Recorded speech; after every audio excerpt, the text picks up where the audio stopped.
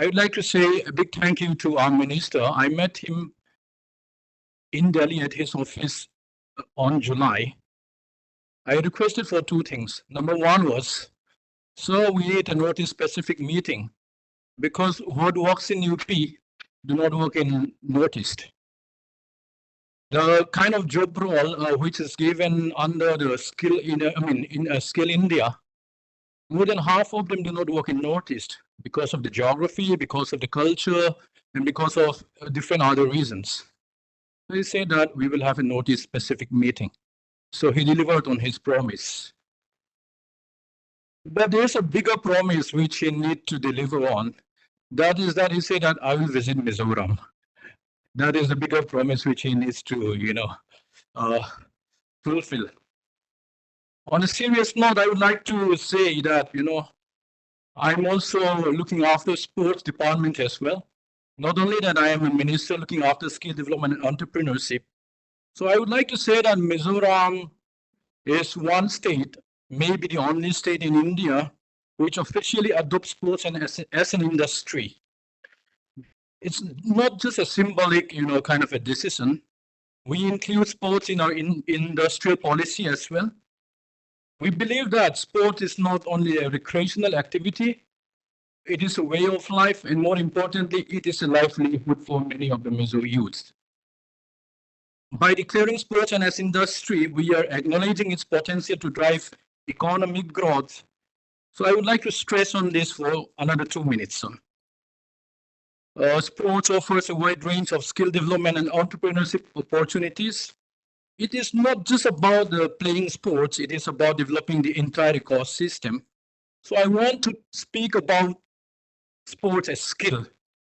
Because if you look at this thing, the website of MSDE, you'll find that we have non-profit organization called Sports and Physical Education, SPEFL, that is a Fitness Leisure Skill Council.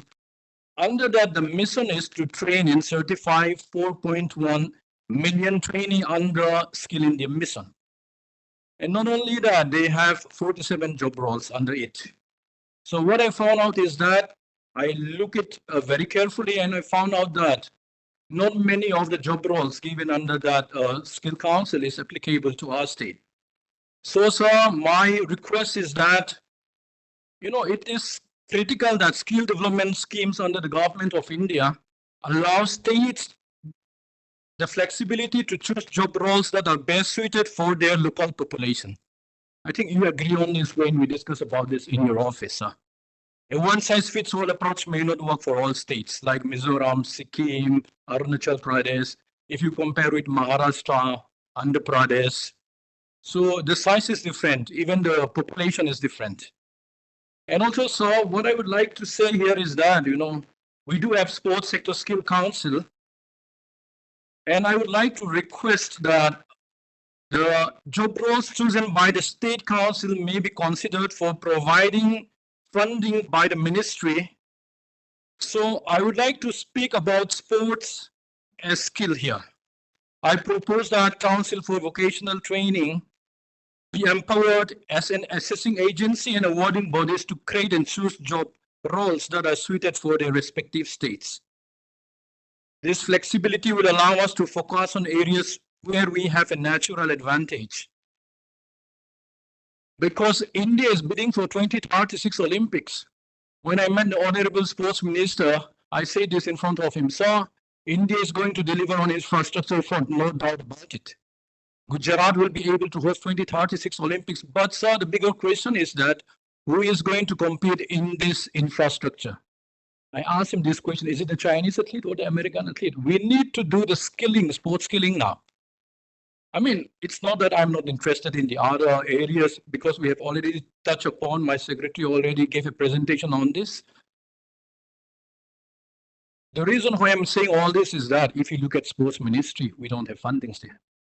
But when it comes to skilling, we do have funds.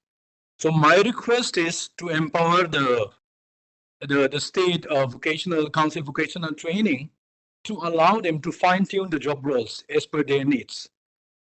So I would like to request the ministry to allow the Mizoram, let's say, for example, the Mizoram State Sports Council to be a part of the training partners so that we can devise our own training schedule, which will ultimately aim for the 2036 Olympics. We need to have that vision. Otherwise, it would be a huge embarrassment for India to host Olympics.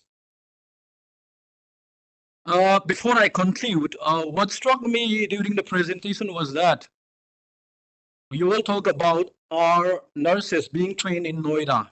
Why not in Guwahati? Why not in Shillong? Why not in Aizawl for that matter? We need such kind of training centers, language training centers in the region, sir. And yes, to conclude my speech, I think we need to change this nomenclature and our perspective towards skill. Is it really something of a vocational job? I think we need to do away with the vocational thing. Otherwise, if we are not serious into skilling, if we take it up as only as a vocational job, we may not end up, where we are focusing on. So my request is, sir, to, kind of revise whatever we term as vocational studies. Why don't we make it as a mainstream education? Thank you. Toyota and Hyundai in the automobile sector. And we have also entered a tie-up with Honda Foundation for hotel management. And recently we had a visit to Sri City, wherein around 300 employment opportunities, job offers have been given to the youth from Mizoram. We have a tie-up with Selco Foundation for solar technology, as well as livelihood and innovation promotion.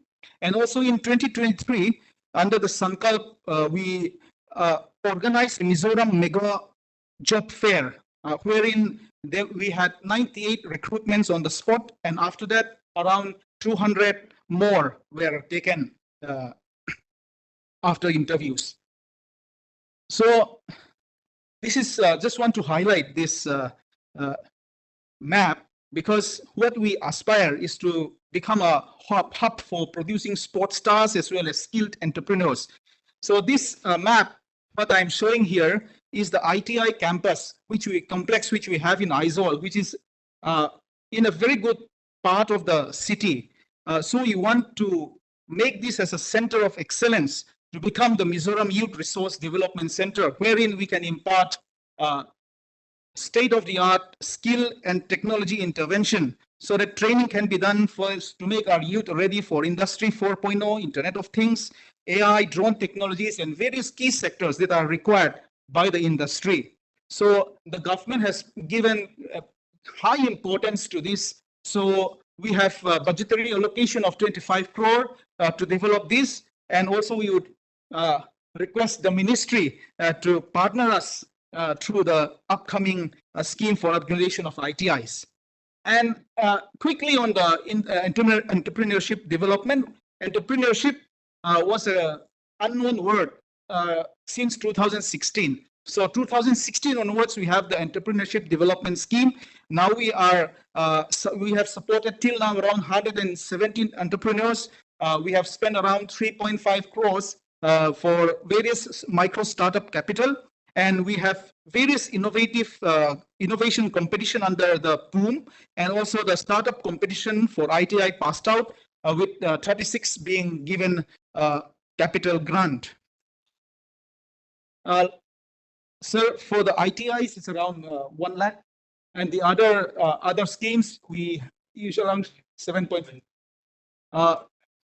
Sir, experts from the industry as well as banks, there are a lot of whole round of it's ongoing scheme.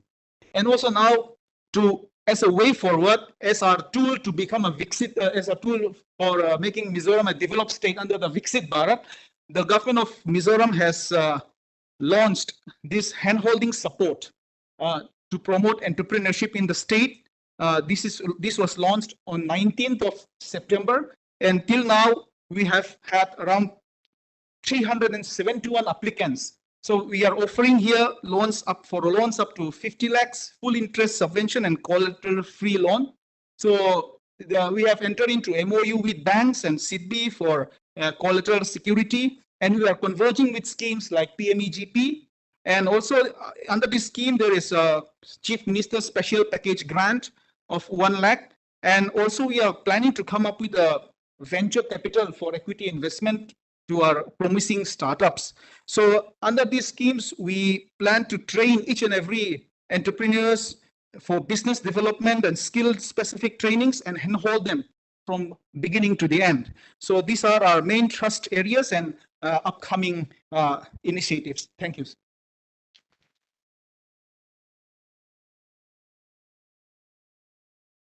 Sir.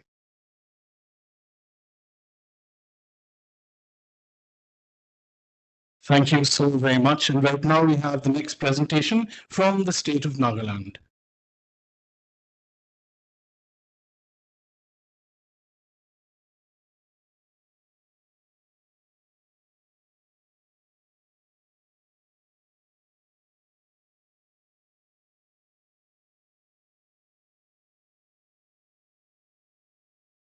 Good morning, everyone. On behalf of the department, we would like to felicitate our Honorable Union Minister, Sri Jayant Chowdhury, Honorable Minister for Development and Entrepreneurship and Education. For this, I would like to request our Honorable Minister of Nagaland, Sri Matushi Longkomer, Minister for Entrepreneurship and Excise, to kindly do the honors.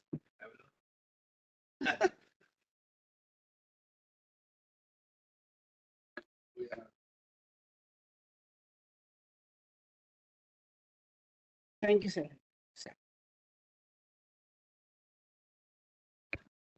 On behalf of the Department of the State of Nagaland, I'll present a short skill development initiative and suggestions. Under Sangkap State Incentive Grants, the following are the projects taken up. Here, the Center of Excellence is under active progress. Under Public Community Partnership Project, that is PCB, 1,600 rural unemployed youths will be trained.